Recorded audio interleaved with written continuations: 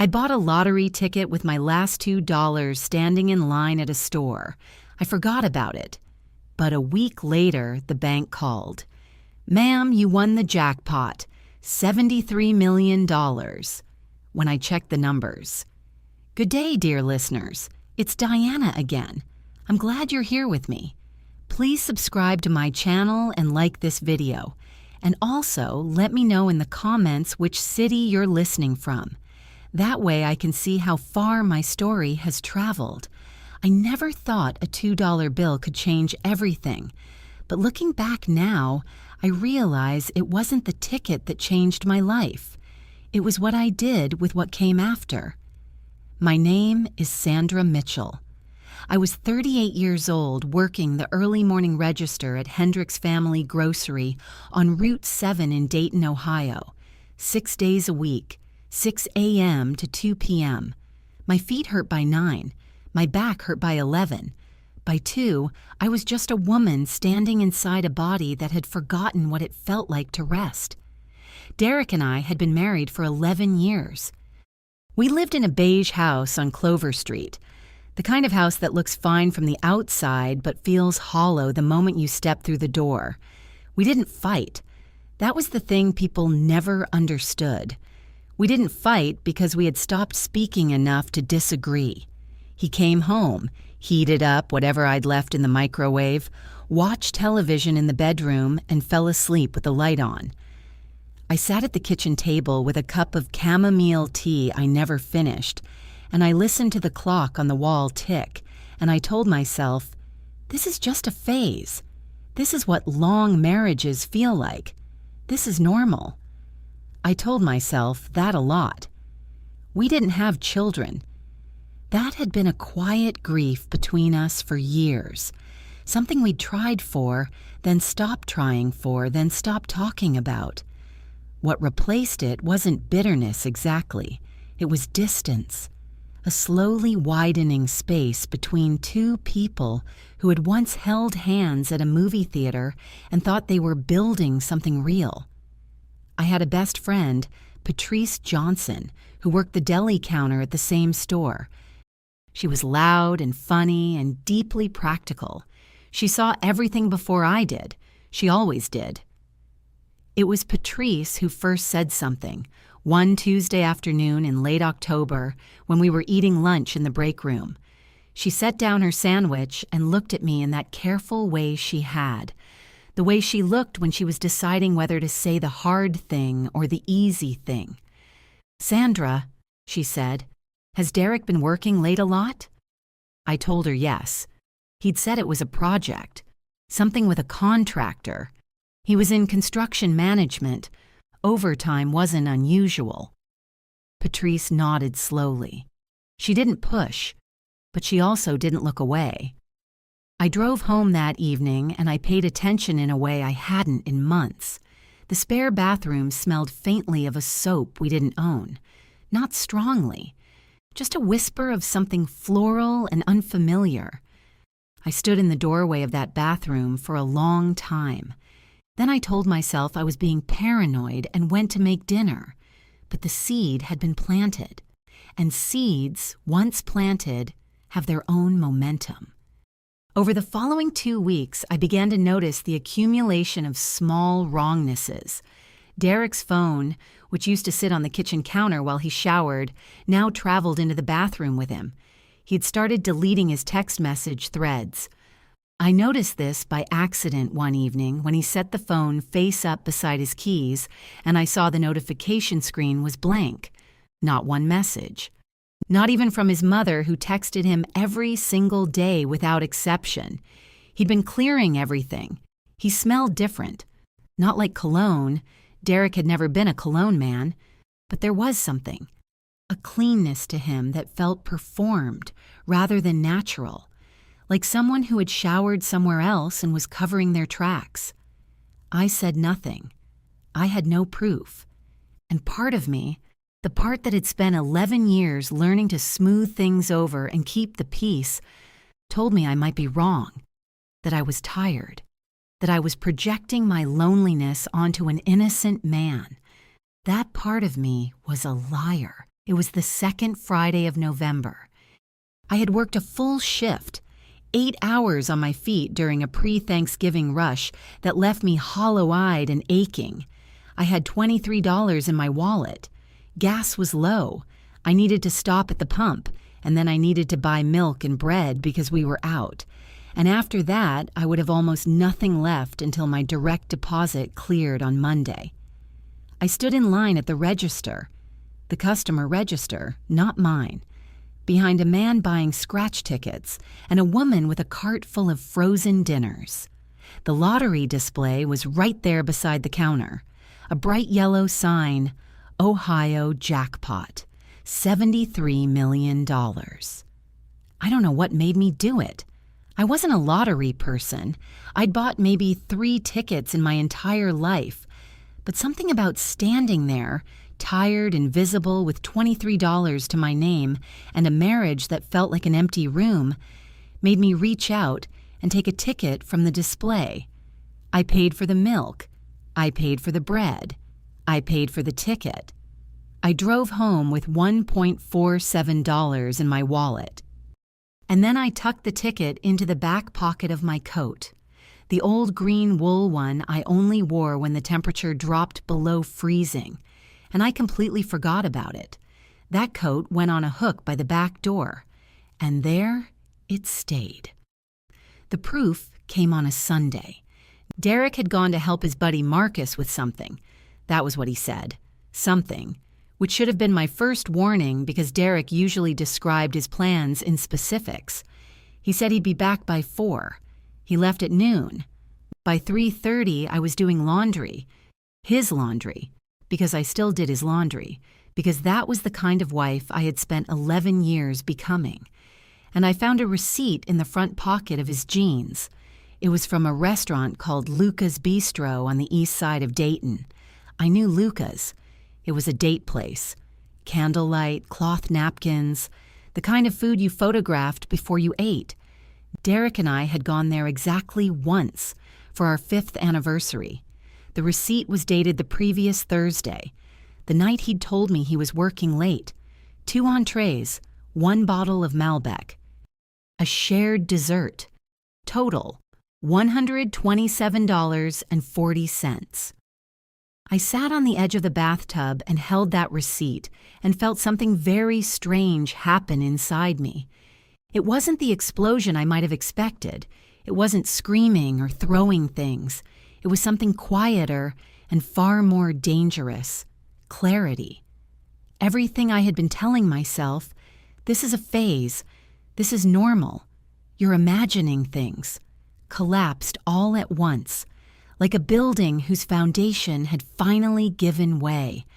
And in the rubble, something cold and precise began to form. I thought about the past 11 years, the early shifts, the aching feet, the dinners I cooked that he barely touched, the savings account we shared that had just over $4,000 in it, the credit card debt that was partially in my name, the house that was in both our names, and the fact that in the state of Ohio, marital assets, including anything acquired during the marriage, were subject to equitable division. I was terrified, but I was also, for the first time in a long while, thinking very clearly. I put the receipt back in his pocket. I finished the laundry. I folded everything neatly and put it away. When Derek came home at 5, an hour late, without apology, I made pasta, and we ate in front of the television, and I said nothing. I said nothing because I had learned in the past 2 weeks of quiet watching that information was power, and I was done giving away power for free. That night, while Derek slept, I sat at the kitchen table with my phone and a notepad, and I began to think, really think, about what I knew, what I could prove, and what I needed to do before I said a single word to anyone, including him. The first thing I wrote down, do not tell Derek anything, not yet. The second thing, find a lawyer, divorce lawyer, family law. The third thing, document everything. I spent 3 hours on my phone that night researching Ohio divorce law. I learned about equitable distribution. I learned about the difference between marital property and separate property. I learned that in Ohio, evidence of adultery could be considered in the division of assets. I learned that timing mattered enormously, that what happened before you filed, before you separated on the record, before you made any official move, could determine everything about how the case would end. What I didn't know yet, what I couldn't possibly have known yet, was that there was a lottery ticket in the pocket of my green coat hanging by the back door. What I also didn't know was this. If I won the lottery before a legal separation was established in the state of Ohio, those winnings could potentially be considered marital property. Derek could claim half. I didn't know this. Not yet. But I was beginning to learn how to think about these things. Monday morning, I called in a personal day for the first time in 4 years. I drove to the library on Patterson Boulevard, used their computer, and found the name of a family law attorney, James Holloway, with an office on Salem Avenue. The reviews said he was methodical, experienced, and, this was what caught my eye, particularly skilled at asset protection cases. I called from the library parking lot. The receptionist put me on hold for 3 minutes. Then a calm male voice came on the line and asked how he could help.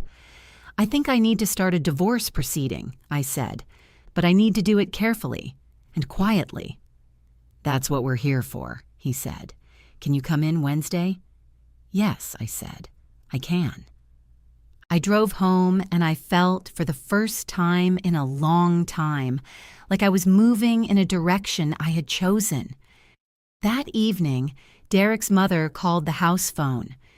Carrie's voice on the line was the usual mixture of faint warmth and covert assessment. The tone Carol Mitchell had used with me for 11 years, the tone that said, "I'm being perfectly polite, but we both know I don't quite think you're enough for my son." She asked how I was. I said fine. She asked about Derek. I said he was good. She said she was thinking of coming to visit for the holidays. I said that sounded lovely. And then I went to the back hall and put on my old green coat because it was cold. And I slipped my hands into the pockets, and my fingers touched something stiff and papery, the lottery ticket. I'd completely forgotten it existed. I almost threw it away. I nearly tossed it right there, unlooked at, into the recycling bin. But something, some small, stubborn instinct, made me carry it to the kitchen instead and set it under the magnet on the fridge. I'll check it tomorrow, I thought. Probably nothing. James Holloway's office was on the second floor of a narrow brick building on Salem Avenue, squeezed between a dentist and a dry cleaner. The waiting room had 4 chairs, a ficus plant, and a framed print of the Ohio State seal. It smelled like printer paper and carpet cleaner. It was the least remarkable room I had ever been in, and I was profoundly grateful for its ordinariness. Mr. Holloway was 60, compact with reading glasses that he wore low on his nose. He had the manner of a man who had heard every version of every story, and had long since stopped being surprised by any of them. He shook my hand, offered me coffee. I took it, and said, "Tell me what's happening." I told him. I told him about the receipt, about the deleted texts, about the soap that didn't belong to us. I told him about 11 years and $4,000 in savings, and a house that needed a new furnace. I told him I had no solid proof of the affair yet, only circumstantial evidence and a certainty so deep it had settled into my bones. He listened without interrupting. Then he took off his glasses, set them on the legal pad in front of him, and said, "Here's what I want you to understand before we go any further. Ohio is an equitable distribution state. That means the court divides marital property in a way it considers fair. Not necessarily 50-50, but fair. Assets acquired during the marriage are generally considered marital, with some exceptions. Gifts and inheritances, for example, are typically separate, and there are arguments to be made about other categories depending on documentation and timing. He looked at me steadily. I want you to begin documenting everything you can, quietly. Receipts, phone records if you can access them, any communication you happen to observe. Don't do anything illegal. Don't go through his phone without permission. Don't record conversations without his knowledge. Ohio is a one-party consent state, so you can record yourself. But be careful. And he leaned forward slightly. Do not make any major financial transactions. Do not open new accounts in ways that could look like asset concealment. Do not move shared money. Not yet. I nodded. I'll begin drafting the initial separation paperwork, he said. We'll move carefully but decisively. The moment you establish legal separation on record, the marital asset clock stops. Anything you acquire as separate property after that point is yours alone. I drove home with the paperwork in a folder inside a bag, and I put the folder behind my winter clothes in the bedroom closet, and I went to work the next morning and scanned every item at my register and thought about timing. It was 2 days later. Friday evening, the kind of cold that bites. When I got the evidence I needed, Derek had left his email open on the laptop. He never did this. He was meticulous about logging out. But he'd taken a call in the other room, distracted, and the laptop sat open on the kitchen table. I looked. I'm not proud of it, and I won't pretend I agonized long. I sat down, I opened his inbox, and within 40 seconds, I had what I needed, a thread with someone named Melissa Crane. 14 emails over the past 6 weeks. The language was unmistakable. Last night was incredible. I keep thinking about you. I know we have to be careful, but I don't want to keep pretending. The most recent email sent 2 days ago said, I've been thinking about the holidays. Maybe we could finally stop hiding. I photographed every email with my phone, all 14. I logged out of his email and closed the laptop and went to the kitchen and stood at the sink and ran cold water over my wrists because I needed to feel something grounding and physical and real. I didn't cry. I was past crying. I was in the territory beyond crying, where everything is still and purposeful and slightly frightening in its own clarity. I texted Mr. Holloway that same evening. I have documentation. Can we move forward? He replied within the hour, yes, come Monday. The following Monday morning, before I left for the lawyer's office, I was standing at the counter drinking my coffee when I remembered, for no particular reason, the lottery ticket still held by the magnet on the fridge. I picked it up. I opened the Ohio Lottery app on my phone. I scanned the barcode. The app froze for a moment. Then it displayed a message I had to read 3 times before any part of my brain accepted it. Ticket validated. This is a winning ticket. Please contact the Ohio Lottery Commission immediately. I set the ticket flat on the counter. I picked up my phone and called the number on the back of the ticket. An automated system asked me to confirm the serial number. I read it aloud. There was a pause. Then the recorded voice said, Your ticket matches the November 8th mega jackpot drawing. The jackpot prize amount is $73 million. Please do not share this information publicly. A representative will contact you within 24 hours. I hung up. I stood very still in my kitchen. Through the window, I could see the bare branches of the maple tree in the backyard, moving slightly in the November wind. $73 million. And my legal separation paperwork was being drafted at that exact moment on Salem Avenue. The timing. Dear God, the timing. I put the ticket in a sealed envelope. I drove directly to Mr. Holloway's office. Not Monday, that morning I called ahead and he fit me in. And I sat across from him with the envelope in my hands and I said, "Something has changed, something significant, and I need to understand exactly what it means before I do anything at all." He looked at the envelope, then at me. "Tell me," he said. And I told him about the $2 ticket I had bought with my last money standing in a checkout line and forgotten in a coat pocket and found by accident and scanned on a Monday morning. $73 million. He was quiet for a long moment. Then he said, very carefully, "Sandra, this changes everything, and we need to move very quickly." The plan James Holloway laid out for me was precise, legal, and moved at a speed I hadn't known attorneys were capable of. "In Ohio," he explained, leaning forward over his desk with the measured urgency of a man who understood exactly what was at stake, lottery winnings won during a marriage can be classified as marital property unless the ticket was purchased with separate funds, or unless a legal separation has been established prior to the claim being filed. The Ohio Lottery Commission gives you 60 days from validation to officially claim the prize. We have time, but not unlimited time. We need to file the separation petition today, have it served, and establish the timeline unambiguously in the court record. "Today?" I said. "Today," he confirmed. "I can have the petition ready by noon. I'll have a process server at your address by 3.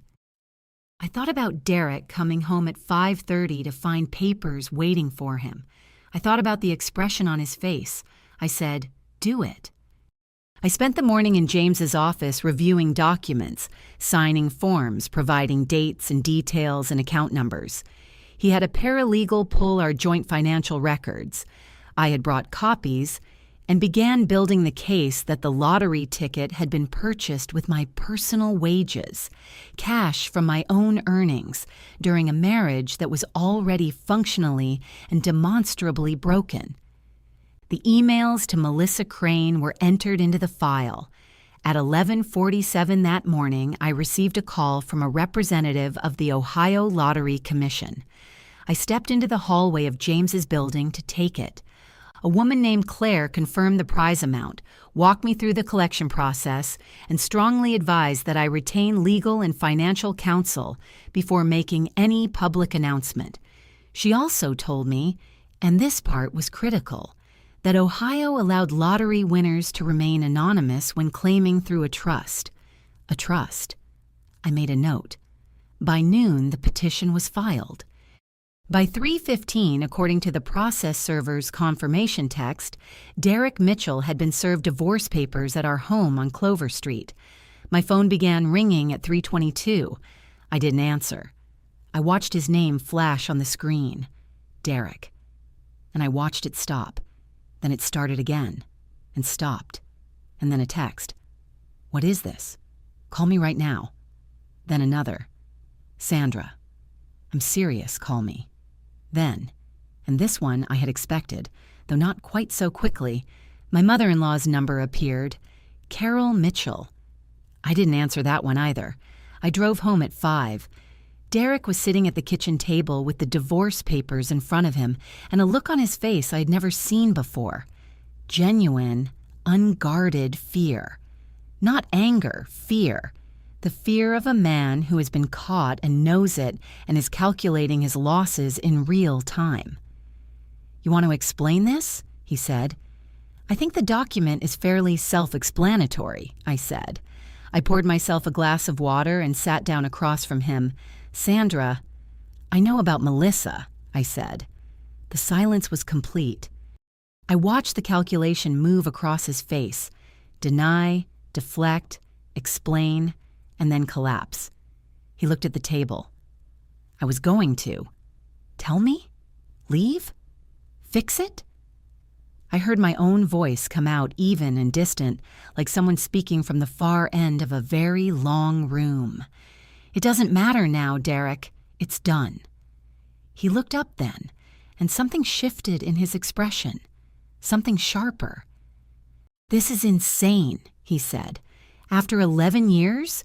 You're just, without even talking to me?" "I'm done talking," I said. "My attorney will be in contact with yours." He left that night. Went to his mother's, I assumed. I slept in the house alone for the first time in 11 years, and I slept better than I had in months. What I didn't know, not yet, was that Derek had called his mother within minutes of receiving the papers, and that Carol Mitchell, 65 years old, former bookkeeper, and a woman who had spent 30 years treating every problem in her family's life as a transaction to be managed, had already begun making calls of her own. Her call to her personal attorney came first. Her call to Derek's phone, which I later learned lasted 40 minutes, came second, and the conclusion they reached together in that 40-minute call was that something wasn't adding up. Sandra didn't have money. Sandra didn't have resources. Sandra had a grocery store job and $4,000 in a joint account.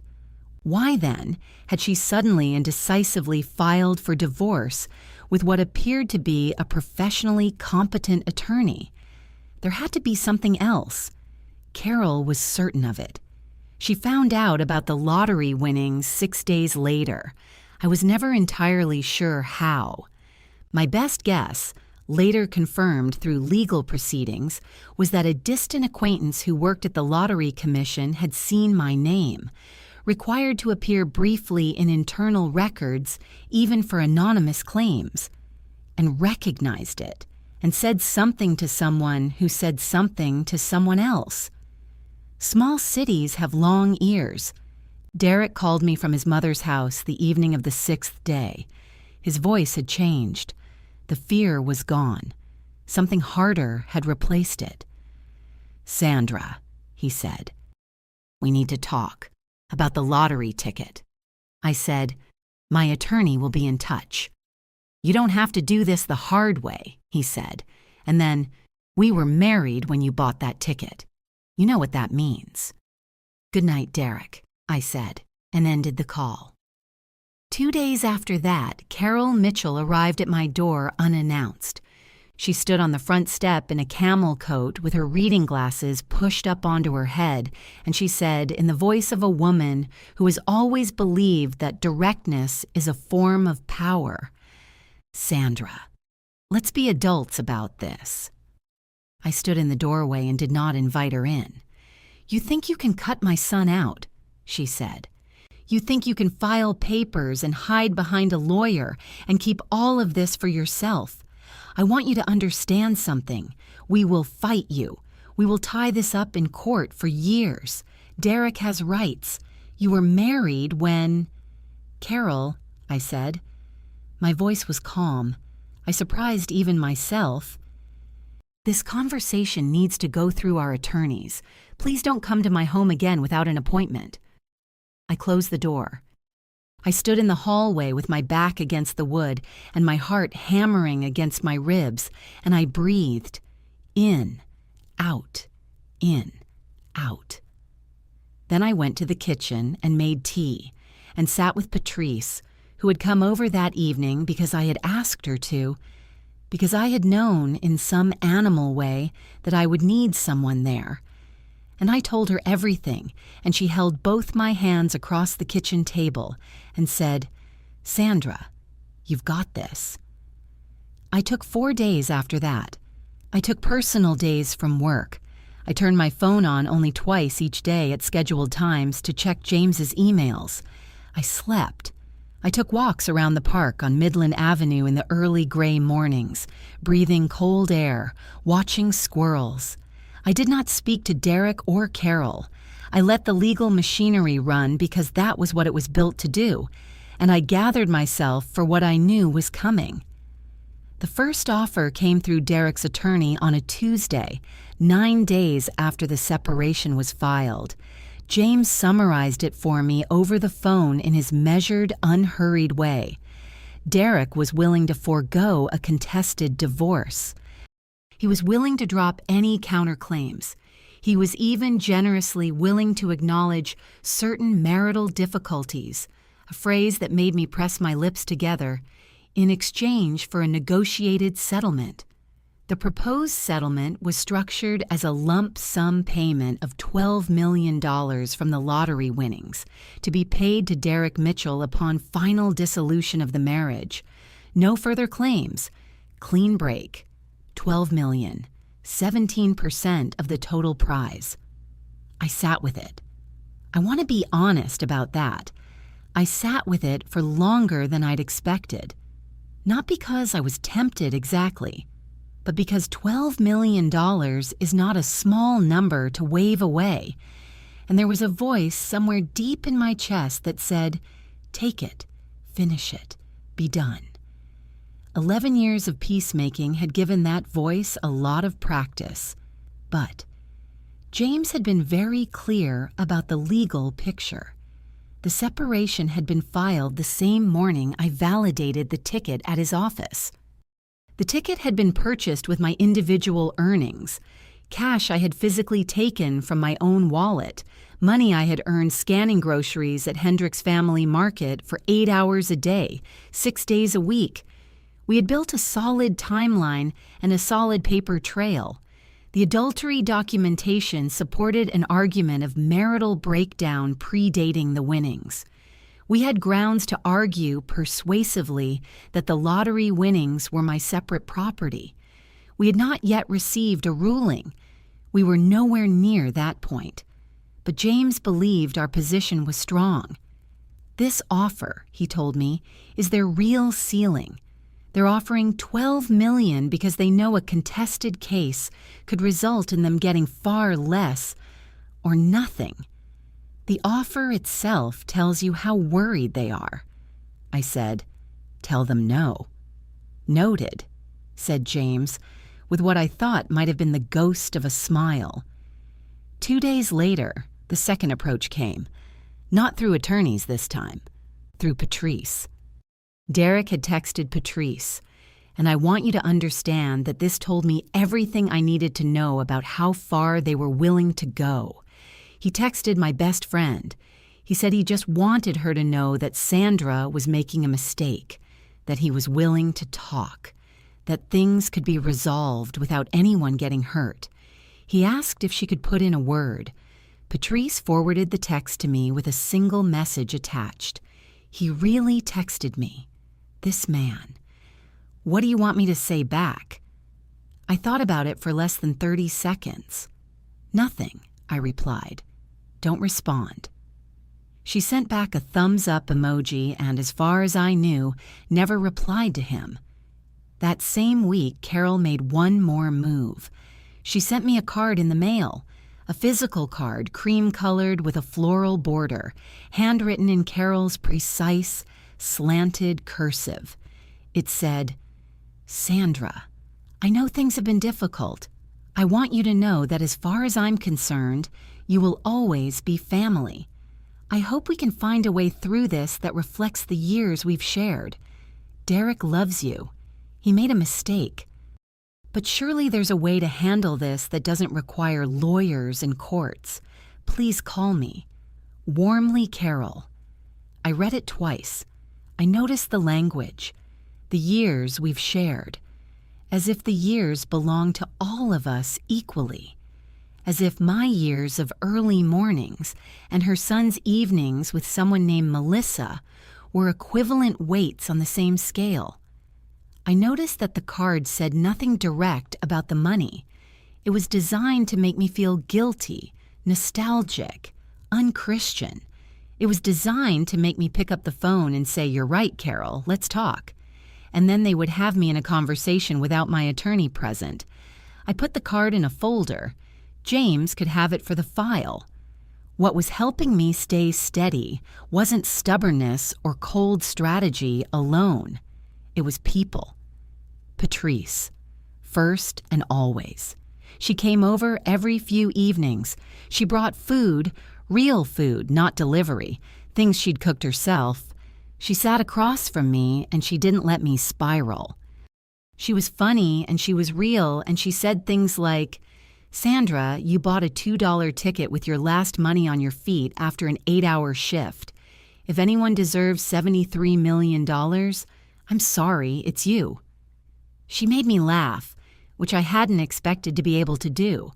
There was also my older sister, Ruth, in Columbus. Ruth was a school administrator, quiet, organized, deeply sensible.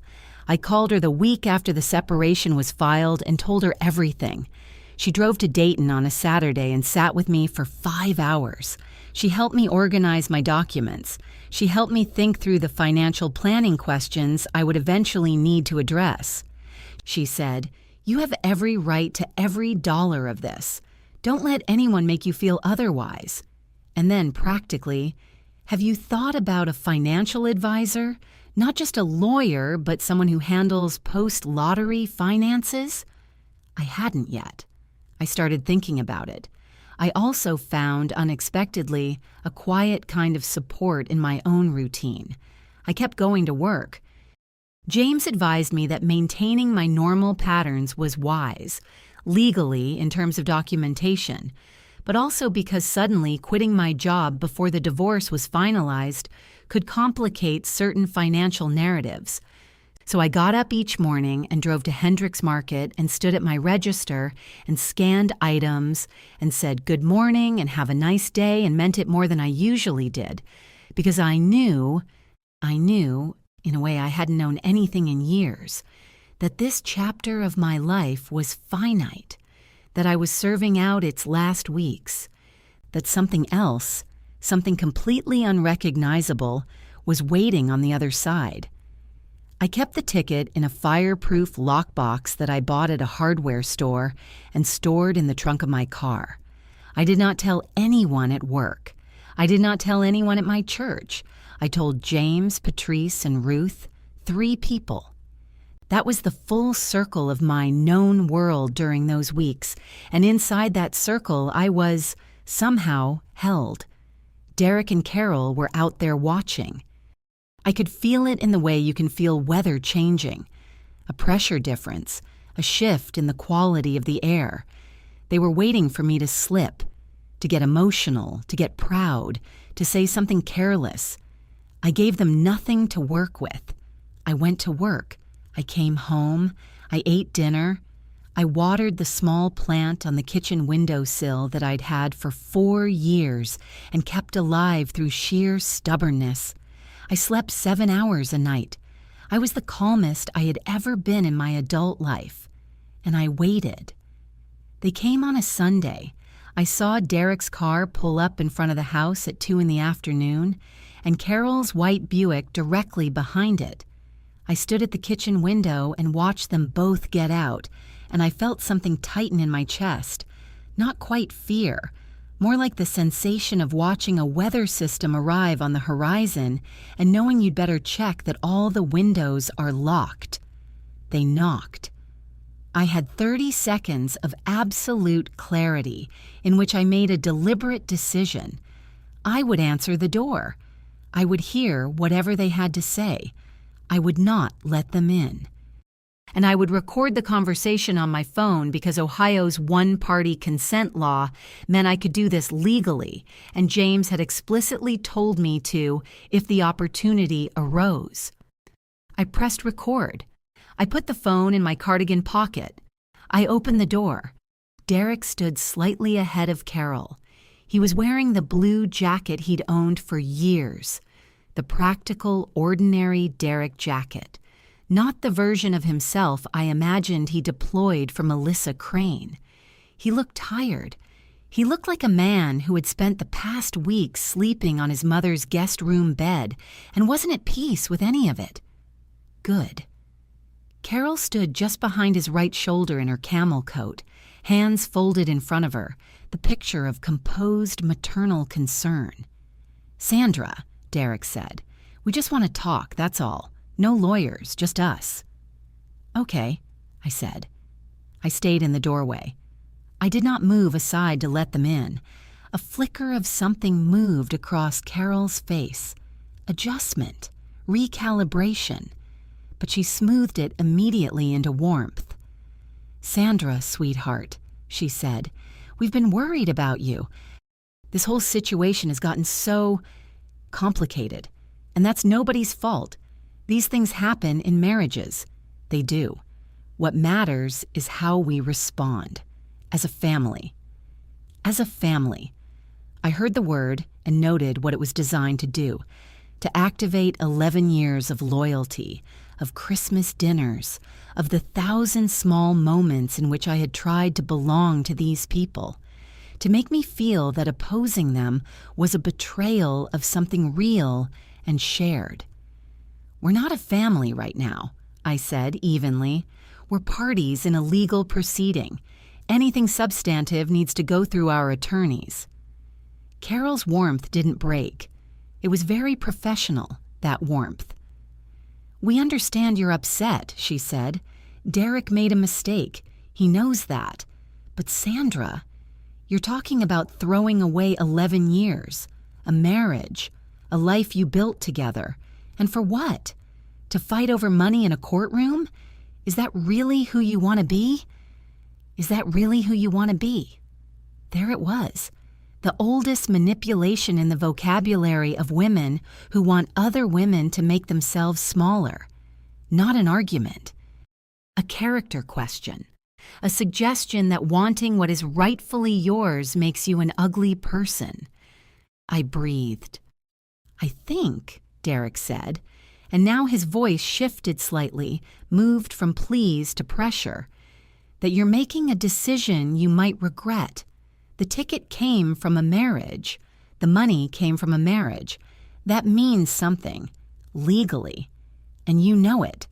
We're offering you a clean way out of this. We're trying to be reasonable." $12 million, I said. "That was your reasonable." He hesitated. "We could talk about the number." "Derek," I said, "I need you to hear me. I'm not going to negotiate on my front porch, and I'm not going to be reminded of what I should value or who I should be. My attorney will contact yours this week." Carol stepped forward slightly. Just a half step, just enough to change the geometry of the doorway. "Sandra." Her voice had dropped. The performance of warmth was still there, but something else moved underneath it now. Something that had always been underneath it. "You don't have family in Ohio except Ruth. You have a salary that barely covers rent. You've spent your whole life working and getting nothing for it. We are the people who have been here for you. You would throw that away? For a judge in a courtroom and a man you've known 6 weeks?" I looked at her. I really looked at her. This woman who had sat across from me at family dinners for 11 years and asked polite questions about my job while communicating with her eyes that I had always been slightly less than what her son deserved. And I felt something shift, not rage, something cooler than rage and more permanent. "Carol," I said, "you've never been on my side, not once, and we both know it." The warmth evaporated. What was left was precise and hard. "You are making," she said very quietly, "a very serious mistake." "Goodbye, Carol," I said. I closed the door. I stood in the hallway with my back against the wood. My hands were not shaking, which surprised me. My heart was beating hard and fast, not in panic, but in the heightened electric way of someone who has said the true thing out loud and cannot take it back and doesn't want to. I was a little afraid. I want to be honest about that. Carol Mitchell had spent 30 years learning how to get what she wanted from difficult situations, and she didn't make threats casually. A very serious mistake was not an empty phrase from a woman like her. But here is what I understood. Standing in my hallway that Sunday afternoon, the fear was real, and the fear was information, and the information was that I was right. If I had been wrong, if this fight wasn't worth having, I wouldn't feel anything at all. Fear means there's something at stake, and there was everything at stake. I took the phone from my pocket and stopped the recording. I texted James Holloway. They came to the house. I have a recording. I told them to go through counsel, ready to move forward. He replied 9 minutes later. Perfect. Hearing is scheduled for Thursday. I'll see you Wednesday to prepare. I put the phone on the kitchen counter. I watered my plant. I made dinner. I ate it alone at my kitchen table with the overhead light on and the winter dark pressing against the windows. And I felt more like myself than I had in 11 years. The hearing was on a Thursday in January in a courtroom on the 3rd floor of the Montgomery County Courthouse. I wore the gray blazer Ruth had helped me choose 2 weeks prior. You want to look like someone who makes good decisions, she'd said, because you are someone who makes good decisions. James arrived at 8:45 with his leather briefcase and his reading glasses already on. He walked me through the structure of our case one final time. The timeline was everything. Ticket purchased November 8th. Validated the morning of November 14th. Separation filed at 11:23 a.m. that same morning. Lottery claim formally initiated at 11:47 a.m. Confirmed by the Commission's subpoenaed call log. 24 minutes. The legal separation existed on record before the prize claim existed on record. Derek's attorney, Garvey, polished and aggressive, had spent weeks arguing that the filing was manufactured retroactively to exclude Derek. That was their central claim. That was all they had. What they didn't know was what James had found during discovery. Derek's phone records showed a text to Melissa Crane, sent the day before I bought the ticket. I think I'm going to tell her this week. I can't keep doing this. You and I both know what this is. He had been planning to leave our marriage before the money existed. James had argued this in his pre-hearing briefs. It meant the separation wasn't manufactured. It was the logical endpoint of a marriage one party had already privately decided to end. The courtroom was smaller than I expected. Judge Patricia Draper, silver-haired and precise, had allocated exactly the right amount of patience for this case and would not be providing any extra. Carol Mitchell sat in the gallery's second row in her camel coat with a yellow legal pad on her knee. She would not wait in the parking lot while the future was being decided. Garvey opened confidently. He used the word retroactive 4 times. He called the separation filing transparently strategic. He was good. He built a coherent argument. Then James stood up. He walked the court through the timeline quietly and methodically. He introduced the call log, the filing timestamp. Derek's November 7th text to Melissa. Garvey objected to the text's relevance. Judge Draper overruled him and read it twice, her expression unchanging. James argued 3 points. The legal separation preceded the prize claim. The ticket was purchased with Sandra's personal wage earnings, traceable directly to her paycheck deposits, and Derek's documented plan to exit the marriage before the ticket was purchased undermined any claim that this was a jointly sustained marital enterprise at the time of the win. Garvey cross-examined me. He suggested I had simply gotten lucky and then moved to protect an asset I didn't yet know I had. I answered directly. Yes, I had validated the ticket that morning. Yes, James had advised me to file immediately. Had I independently decided to pursue divorce before knowing about the lottery? James introduced the text I had sent him from the library parking lot on November 11th, 3 days before I found the ticket in my coat. I think I need to start a divorce proceeding. I need to do it carefully and quietly. Garvey looked at the text, then at his notes. He began to redirect. Judge Draper said, "Mr. Garvey, I've read your briefs and I've heard the evidence. I think I have what I need." The silence in that courtroom was the loudest thing I had ever heard. Carol Mitchell set down her yellow legal pad. Judge Draper looked at her notes, then up. "This is not a close case," she said. "The separation filing predates the prize claim by a documented 24 minutes. The court finds that separation was initiated as a genuine and independent legal action, supported by substantial evidence of marital breakdown, including documented infidelity. The lottery winnings are the separate property of Sandra Mitchell. Mr. Mitchell's claim is denied." Derek said something under his breath. Garvey touched his arm. Carol stood and left the room without a word. I sat at the table and looked at my hands folded on the papers in front of me and breathed, in and out, slow and steady, confirming that what had just happened was real. "Congratulations," James said quietly. I nodded. I couldn't speak yet. Outside, the January sky was flat and white and completely ordinary. I looked at it for a long time. Then I picked up my folder, my coat, my bag, and walked out. The divorce was finalized on March 4th.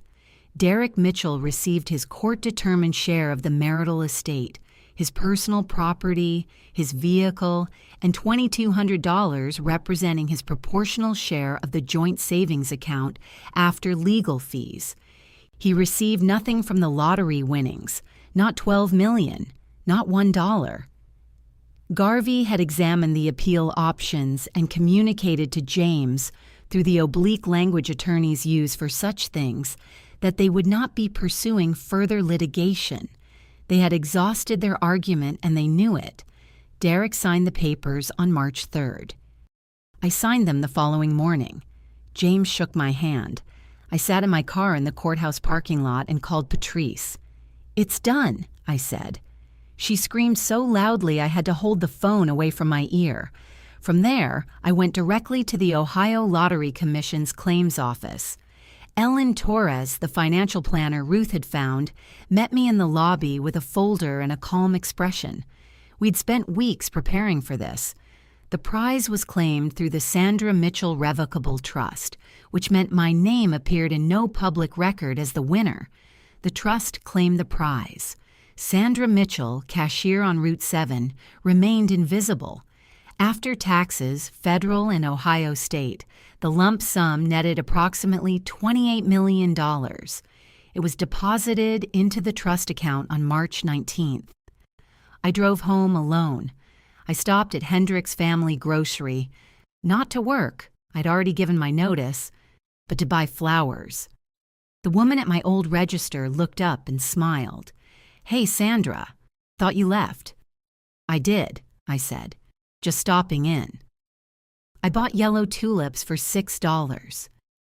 I stood for a moment at the end of the checkout aisle and looked at the register where I had spent 6 years of my life, and I felt something that wasn't quite sadness and wasn't quite triumph, more like acknowledgement, a finished chapter, clearly behind me.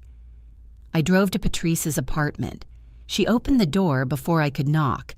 She'd clearly been watching the parking lot, and pulled me into a hug that said everything words couldn't. We sat at her kitchen table with coffee, and I told her the numbers, the sequence, all of it. $73 million, she said. "You bought a ticket with your last $2 at the end of a shift." "I forgot I even bought it," I said. "Sandra," she said, "that is the most Sandra thing I have ever heard in my life." I started laughing, really laughing, the kind that comes from deep in your chest. She started laughing too, and we sat there until our eyes watered, and outside the window the March afternoon was cold and pale, and completely, perfectly ordinary. What did I do with the money? I paid off every debt I had. I bought a house, not a statement, but a house with good bones and large windows and morning light in the kitchen. I established a college fund for Patrice's daughter Maya, who wanted to be a marine biologist. I donated to the Dayton Food Bank, where I'd volunteered on Saturday mornings. I hired Ellen Torres on a long-term basis to manage the trust, and I gave notice to Derek's attorney that I would be pursuing sanctions for harassment. The unauthorized contact through Patrice, the unannounced visit to my home, both documented, both occurring after James had established all communication must go through counsel. The result was a formal warning in Derek's case file, a record that said, "This man was warned. It is documented. It exists." Carol Mitchell sent no more cards. By the following autumn, my life was almost unrecognizable in the best possible way. I woke up most mornings to birds in the yard and light through the kitchen window.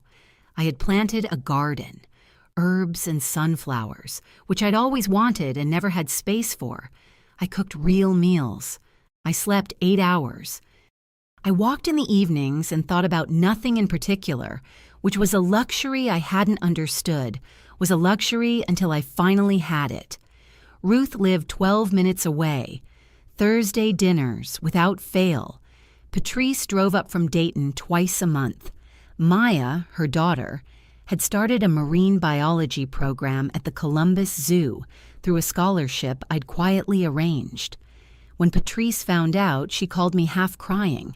I told her, "Maya is going to be a marine biologist. That's already decided. The scholarship is just catching up to reality." I was not lonely. That surprised me more than anything. Derek and Melissa lasted 8 months. The relationship had been fueled by secrecy, and without the secrecy, there wasn't much left. He was in a rented apartment now, same job, same truck, without a house, without savings, and with attorney's fees that had not been small. Carol had borrowed against her own home to fund the legal fight, certain they would win. They didn't. It cost her the house she'd lived in for 22 years and created a fracture between her and Derek that didn't heal. I had not wished this on them, but I would not pretend I hadn't noticed. The deeper understanding came slowly. I had spent most of my adult life making myself small so others could be comfortable, telling myself that keeping the peace was the same as being loved. It was not. It had never been. The gift of the past year was discovering, at 38, that I was someone who could hold her ground, who could close a door without apologizing, who could sit in a courtroom and not shake. I had always been that person. I just hadn't known it yet. Here's what I know. Your moment will come. The question is whether you'll recognize it, protect it, and fight for it with everything you have. What would you have done? If this story moved you, share it with someone who needs it. And thank you, truly, for listening.